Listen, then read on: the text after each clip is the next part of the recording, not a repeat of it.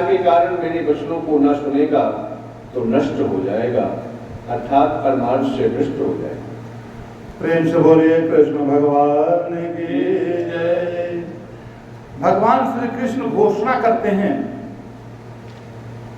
कि जो मनुष्य भगवान को परमाधार, परमाश्रय और परम प्राप्य मानता है तथा भगवान को निरंतर चित्त में धारण करके कर्तव्य कर्म करता रहता है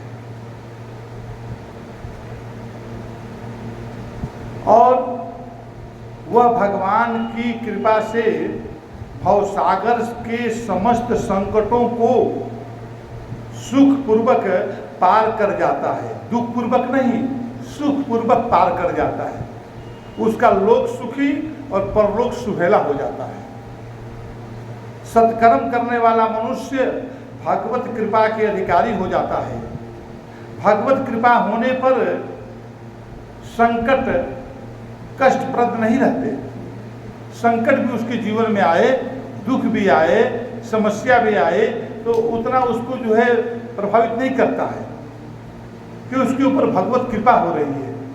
तो भक्त साहसपूर्वक विषम परिस्थितियों को पार कर लेता है।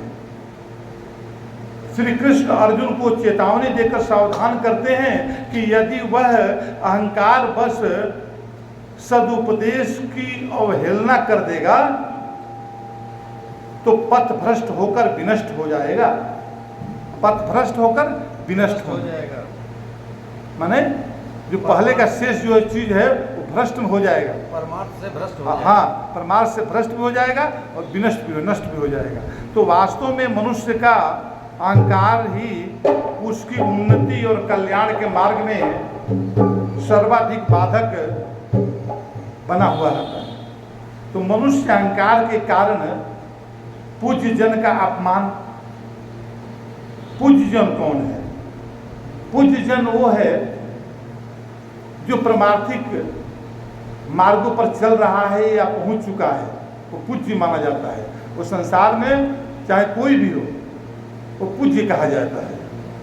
और जो संसारिक चीज़ों में जो बहुत दक्षता हासिल करके बढ़ जाते हैं उसको सारा संसार उसको पूज्य बना लेता है, लेकिन वो पूज्य नहीं है। राजा जो है अपने राज्य में पूजा जाता है, लेकिन विद्वान सर्वत्र पूजा जाता है, तो वो पूज्य होता है। और उसमें सबसे बड़ा पूज्य कौन होता है? जो ब्रह्मज्ञानी होते हैं, वो पूज्य कहे जाते हैं। उसको सारा समाज, सारा राष्ट्र, सारा विश्व के धरोहर होते हैं, वो सब उसको सम्मान करते हैं। तो यहाँ पर बता रहे हैं कि मनुष्य अहंकार के कारण पूज्य जन का अपमान अथवा अवहेलना कर देता है। ऐसे आदमी को जो वैल्यू नहीं देगा। जो पैसे वाले होंगे, जो थोड़ा बहुत संसारिक ज्ञान प्राप्त करने वाले बहुत ऊंचे ऊंचे पद पर होंगे, उनको बहुत इज्जत करेगा। लेकिन जो ब्रह्मज्ञानी होगा, जो अध्यात्म ज्ञानी होगा, जो परमार्थिक मार्ग पर चल रहा है, उसको नगण्य बनाएगा। तो ये बोलते हैं कि अनेक उसके लिए क्या होता है कि अवहेलना करता है और अनेक कष्ट झेलता है। अब इसका परिणाम आता है कष्ट। देखिए, हम अपने जीवन में जो भी दुख पा रहे हैं, जो भी कष्ट पा रहे हैं, अपने से बड़ों को अपमान कर कर ही पा रहे हैं। अपने से श्रेष्ठ जनों को, चाहे कोई क्षेत्र के, उसको हम सम्मान देने में चुके हुए हैं। इसीलिए जो है आज हम जो है इस स्तर पर हैं, दुख पा रहे हैं। तो यहाँ पर बोलते हैं कि अनेक कष्ट झेलता है अहंकार के कारण। वो अहंकार के कारण ही वो अपमानित किया और अहंकार के कारण ही वो कष्ट झेलता है। इसीलिए यहाँ पर बोला गया है कि वो नष्ट भ्रष्ट हो जाता है ना। आगे बोलते हैं कि भगवान की महिमा और शक्ति का, भगवान की महिमा और शक्ति का भक्ति पूर्वक स्मरण मनुष्य के अहंकार को छीण कर देता है। अगर सच्चे भाव से उसका स्मरण कर रहा है तो अहंकार नहीं रहता है। जहाँ हरि है वहाँ मैं नहीं। जहाँ पर परमात्मा एक मियान में दो तलवार नहीं रह सकता है, या तो मैं रहेगा या तुम रहेगा। तो तुम मतलब भगवान, चाहे तुम्हारे हृदय में भगवान का पास होगा चाहे माया का पास होगा, तो ये दोनों एक साथ नहीं रहेगा, तो उसे भगवत कृपा का पात्र बना देता है।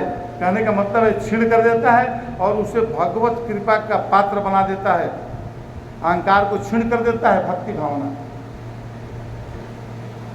तो यहाँ पर श्री रामकृष्ण परमहंस जी फिर एक बार कह रहे हैं, कहते हैं कि कोई कितना भी प्रयत्न कर ले, बिना भगवत कृपा कुछ भी प्राप्त नहीं होता। भगवत कृपा सरलता से प्राप्त नहीं होता। आदमी जितना सरल सोचता है कि सरल ढंग से प्राप्त कर लेंगे, है ना, एक नाव चल रही है, दो नाव के ऊपर दोनों में टांग रखा हुआ है, कभी माया का नाव चल रही है, ब्रह्म का नाव चल रहा है, तो दोनों नाव पर टांग रखा हुआ है और कह रहा है कि चल ये डूबेगी तो इस पर चढ़ जाऊंगा, ये डूबेगी तो इस पर चढ़ जाऊंगा, ये दुविधा में रहता है और इसीलिए संसार में कष्ट दुख भोगता रहता है। तो दुविधा वाला नाव पर जो ब्रह्म ज्ञानी होते हैं, ज्ञानी होते हैं, भक्त होते हैं, वो परमात्मा के नाव पर पूर्ण रूप से चढ़ जाते हैं। तो कहते हैं, वही बात बता रहे हैं कि इसलिए अहंकार का त्याग आवश्यक है। मैं करता हूँ, यह अहंकार मनुष्य को परमेश्वर से दूर कर देता है। परमेश्वर हृदय में रहकर भी अहंकार के कारण नहीं दिखता है, नजदीक है फिर भी वो नहीं दिखता है, अहंकार के कारण ही। आगे बता रहे हैं।